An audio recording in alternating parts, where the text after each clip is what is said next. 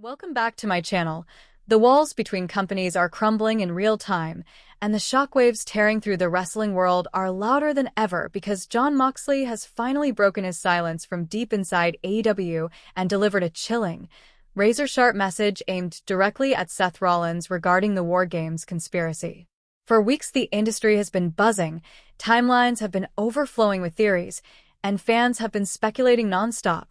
But everything changed the moment Seth Rollins stepped into the spotlight on Raw and exposed MVP and Bobby Lashley as the masterminds behind the WarGames ambush. That revelation detonated like a grenade across WWE, altering the trajectory of the entire storyline, reshaping alliances, and creating brand new tensions that nobody saw coming. Yet even with all the noise, with all the voices chiming in, one crucial voice, remained silent. One man who lived this history, who shared the trenches with Rollins, who knows the architect better than almost anyone, had said nothing. Until now. And when he finally spoke, he didn't whisper. He struck with precision, clarity, and that signature Moxley intensity that can cut through steel. From miles away, in a different company, in a different world, a former brother has been watching from the shadows. He's been piecing together everything, observing the twists and turns with the keen eye of someone who understands how narratives get constructed, how heroes get packaged, and how truths get bent until they're nearly unrecognizable. And when Seth Rollins presented himself as the great revealer, the puzzle solver, the man who tore away the masks to reveal the true architects of the attack, something in Moxley snapped. Because to him the story wasn't wrong. It was incomplete.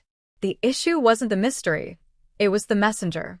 Moxley has always been the type who hates manufactured stories, hates overly polished narratives, and hates when someone tries to act like the savior simply because the spotlight favors them. Watching Seth deliver the big reveal from the safety of a WWE ring felt hollow to him. It felt like a performance rather than truth. And that disconnect, that difference in philosophy and authenticity, is exactly what pushed Moxley to speak. The moment he did, the message was delivered in pure Moxley fashion, raw, unfiltered, gritty. No dramatic lighting, no production, no choreographed theatrics. Just a handheld phone in the corner of a crowded AEW locker room, a steel crate beneath him, a towel draped around his shoulders, and his eyes fixed with that cold, unwavering intensity only he can conjure. It felt like he reached through the screen and grabbed the entire wrestling world by the collar, forcing them to listen. He started slow, his voice carrying that low, gravelly rumble that signals danger just beneath the surface. He said he'd seen Seth's little performance, the big dramatic reveal, the triumphant unmasking of the villains. He said he watched Seth play the detective, the hero who connected the dots, the man who pretended to piece the truth together like nobody else could. But Moxley wasn't impressed. He leaned in with a stare that pierced through every viewer and asked Seth a question so sharp it sliced the entire narrative apart. When Seth was putting that puzzle together and uncovering Lashley and MVP's motives, did it ever cross his mind why they used his move? Why the stomp? Why Seth's signature? Moxley let that question hang long enough for the entire wrestling world to shift uncomfortably. And then he revealed his point. The choice to use the stomp wasn't random. It wasn't simply a weapon. It was a message. It was a manipulation. It was a setup designed not just to hurt CM Punk, but to entangle Rollins in a narrative he didn't even realize he was entering.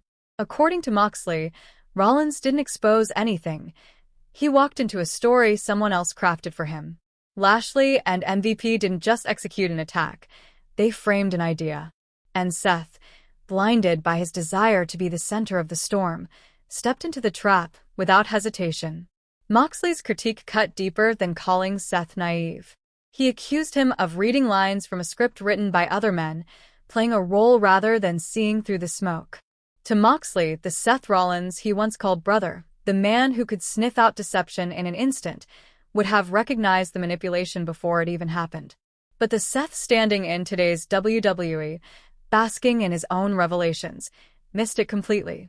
This message wasn't just a personal jab. It was a layered deconstruction of Seth's entire approach to the situation. Moxley reframed the entire conversation, shifting Rollins from triumphant detective to unwitting pawn. And the wrestling world felt the impact immediately. Social media exploded. Fans began dissecting every word, analyzing every expression, comparing the two men's histories, and trying to determine whether Moxley's accusations held weight. Because Moxley wasn't simply calling Seth misguided, he was calling him compromised. He was suggesting that Seth's need to be the hero clouded his judgment so thoroughly that he couldn't see the simplest truth. The stomp wasn't a clue for Seth to uncover. It was bait. As the message spread globally, longtime fans recognized something familiar in Moxley's tone. This wasn't just professional commentary. It came from a place of history, of shared experiences, of fractured brotherhood. Moxley, Rollins, and Reigns built an empire together. They navigated wars together. They learned the craft together. And because of that shared lineage, Moxley's words carried an emotional weight that no other voice could generate. He wasn't an outsider criticizing from afar. He was a former comrade calling out what he saw as a fundamental betrayal of who Seth used to be. With every passing hour, the fallout grew larger. Analysts debated whether Moxley was positioning himself for something bigger, whether his comments were meant to escalate tensions between the two companies, or whether he simply couldn't stay silent when he saw a narrative he believed was false. Meanwhile, fans began wondering if Seth would respond, whether he would stay quiet, or whether the next shot in this cross-company conflict was already being lined up behind the scenes. The forbidden door wasn't just open, it was obliterated. The boundary many believed would never be crossed was now flooded with new possibilities, new tensions, and new rivalries that once felt impossible. This moment marks an unprecedented shift in wrestling's modern era.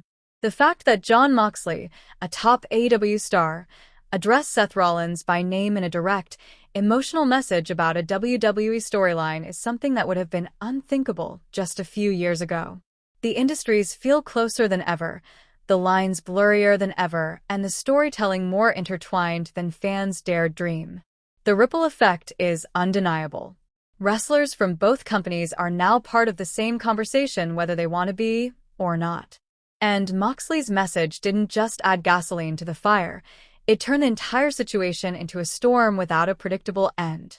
With tensions rising, theories multiplying, and fans choosing sides, one thing is clear. This saga is far from over. Moxley didn't just speak his mind. He threw down a challenge, a philosophical confrontation about truth, narrative, ego, and authenticity. Seth Rollins must now decide whether to fire back.